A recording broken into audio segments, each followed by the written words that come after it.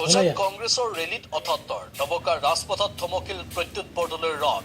নগাঁও সমষ্টিৰ কংগ্ৰেছৰ প্ৰাৰ্থী হিচাপে হোজাই জিলালৈ আজি প্ৰথমবাৰৰ বাবে প্ৰৱেশ কৰে প্ৰত্যুত বৰদলৈ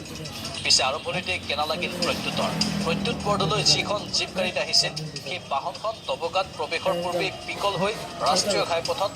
আবদ্ধ হৈ পৰে অতিষ্ঠ হৈ গাড়ীৰ পৰা নামি আহিল প্ৰত্যুত বৰদলৈ আৰু ৰকিবুল হুছেইন প্ৰায় 30 মিনিট ধৰি ৰাজপথত আবদ্ধ হৈ পৰে ৰেলীৰ বাহনসমূহ ৰেলী বাহনৰ আবদ্ধ হোৱাৰ ফলত ৰাষ্ট্ৰীয় ঘাইপথতো তীব্ৰ যান-জঁটৰ সৃষ্টি হয় অৱশেষত গাড়ীখন ঠেলি ঠেলি ৰাস্তাৰ কাষলৈ নি বাইকেৰে যাত্ৰা কৰে প্ৰত্যুত বৰদলৈ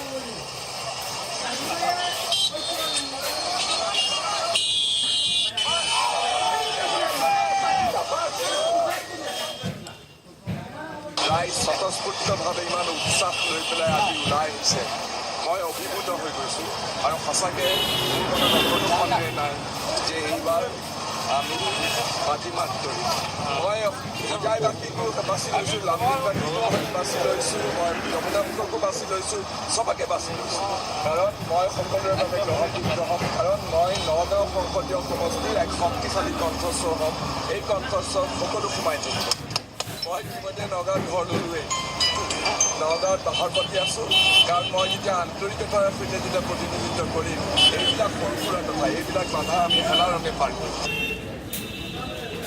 নিউজ 18